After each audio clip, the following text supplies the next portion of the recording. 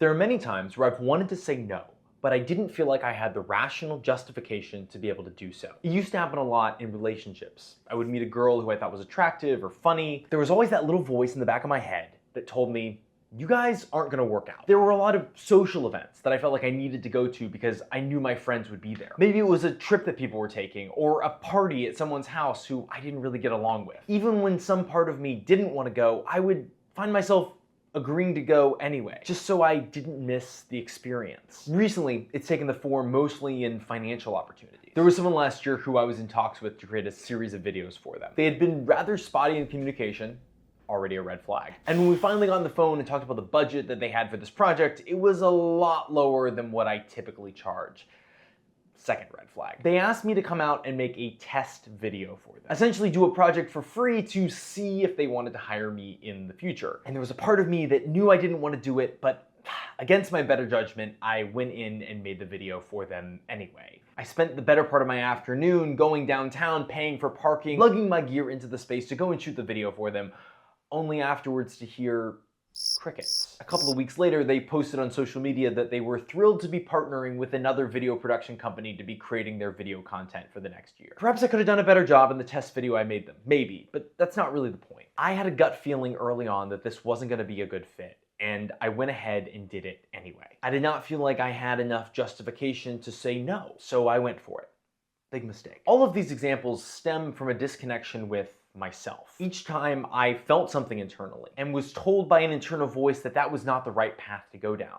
And I ignored that voice and went down that path anyway. And each time, it bit me in the ass. I want to say no, but I don't feel like I can without a deeply rational justification. This sums up much of my experience, even at the time if I couldn't articulate it. When I know I don't want to go to the party or I don't want to do the job, something doesn't feel right. Somewhere deep down, I want to say no. And at the moment, I can't really access why. But that no is covered up with so much pressure, I convince myself it just isn't there. I have a tendency to really try and make decisions with my head. I like to try and think through why this might be right or this might be wrong in a given decision. What I've found is that my head, my intellect, is very easily corrupted. For one, I can really only think about one thing at a time. And most issues are so complicated and interwoven that when I pull on one thread and just focus on one idea, by the time I've solved that, it's now changed the entire terrain of the problem. Secondly, it's easy for me to miss details or forget specific pieces of what I'm dealing with. Back in my dating days, I would meet a girl who I thought was really attractive and funny, and we'd get along really well. We would start going out, and generally things would be pretty good, but I would have a sense in the back of my mind that something was off. And eventually,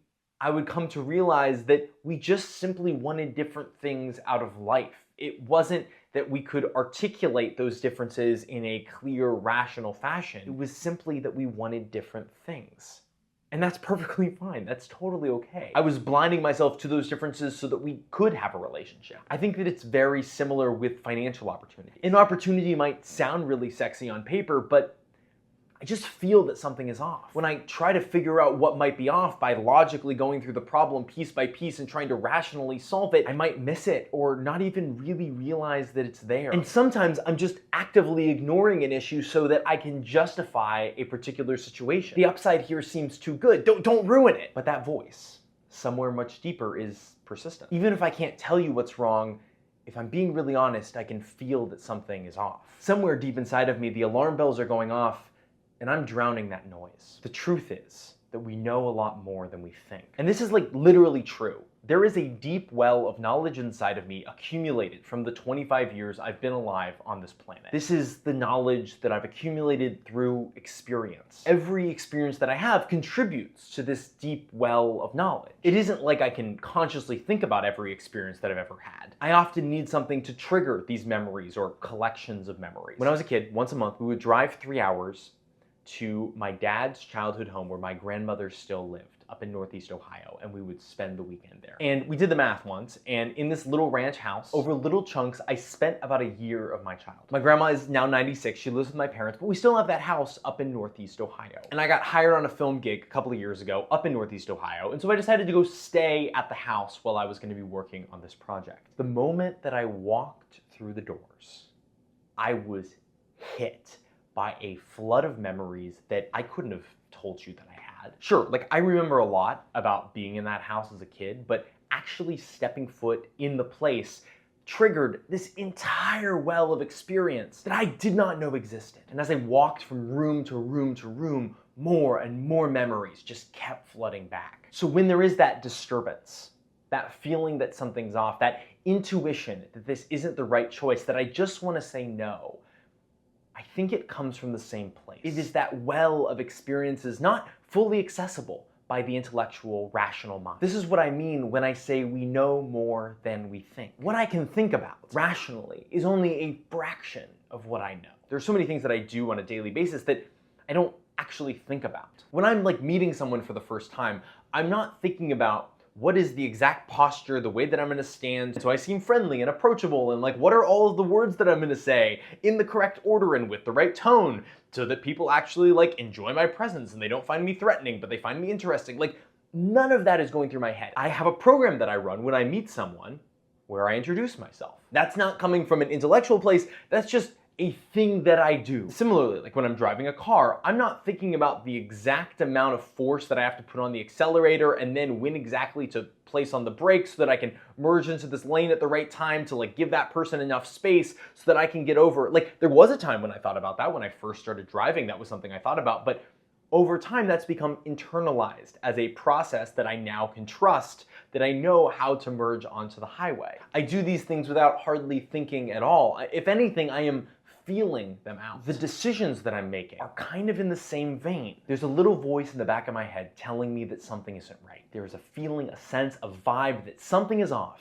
And even if I can't pinpoint the exact reason why, I know that something is not correct. And oftentimes, without a rationally sound reason that I feel I am justified in not doing the thing, I simply do it anyway. I go to the event that I don't want to go to, or I take the unpaid filmmaking opportunity that wastes an entire afternoon. Instead of trusting my intuition, I've often looked to the outside. Is it normal to take unpaid jobs to get clients? I might ask this to Google. After Google says, yes, it's normal for people to take unpaid jobs, then I dismiss my feelings as nothing but nerves that I know will dissipate with time. Good thing I checked, I tell myself. Now, if it doesn't work out, it's not my fault. Google told me that this is normal and that I should do this. Why am I so scared of my own intuition? Is it because I'm worried I'm gonna say no to more things? Or maybe that people won't like me if I don't do the things that everyone else does? No, it's because when things do fail, it will be my fault. When I go through the process of rationally thinking through a decision, I have evidence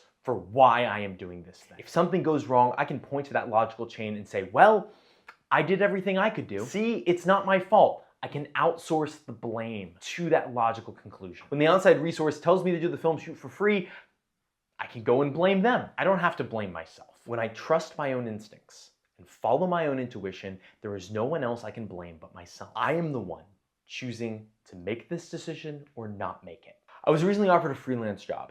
And I went into the company and I had a pretty good meeting with the team there. But afterwards I got a call with sort of what their offer number was gonna be. And the offer was a lot lower than what I was even anticipating they were gonna give me. I knew it was gonna be lower, but it was substantially under. And they were also asking me to do a little bit of work outside of the job. The whole thing felt a little bit fishy. And when I got off the phone, I told them I'd think about it. Before I got the offer, I was pretty sure that I was gonna say yes to this. It seemed like interesting work. I was sort of looking for a change in pace. But after that call, I felt the resistance inside of me. Something felt off. I started to calculate how much money they were paying me. Maybe this wasn't really so bad after all, right? The gears of my rational mind started to try and justify it. This is a good opportunity. This could lead to other things. I took a deep breath and really tried to stop my mind from running down this track. Let me just feel this. So for the rest of the afternoon, I just felt it. How did I feel about it? Trying to remove the rose glasses and the softening filters. What am I actually feeling? And in the end, what I heard inside of myself was, not feeling very good. I'm sure that I could come up with a string of rational reasons why I wasn't feeling great about it. But that wasn't the point. The goal here was just to feel. Over the next couple of days, instead of considering their offer, I thought about what would make me feel great. What is the level of responsibility, the timeline, the workload, the pay that would make me feel excited about doing this job? And I tried to avoid overly intellectualizing it. and just think about what would be my hell yes. And sometimes there is no hell yes. Like there are certain companies and organizations that I just flat out don't want to work for. But this was a situation where I think that there could be a hell yes somewhere in there. It just was not in the offer that they were presenting to me. So it took me a couple of days to come up with the terms. What would feel great for me? What would I be really happy to do? And what I came up with was totally different than what they'd offer me. Different payment, different structure, different timeline. But instead of accepting their offer and feeling bitter and resentful, I sent back what would feel great. As of yet, I haven't heard back. That job is probably not gonna happen. But that's okay too. I think what I'm learning about saying no is that no doesn't mean that you're bad. It doesn't even mean that the situation is bad. It just means that this doesn't work for me. This isn't a reflection of morals or values. It's just a reflection of what I do or don't want to do. That's it. I want to say no, but I don't feel like I can without a deep, rational justification. How about because I don't want to? Is that enough? I don't need a deep, logical reason for why I don't want to do something.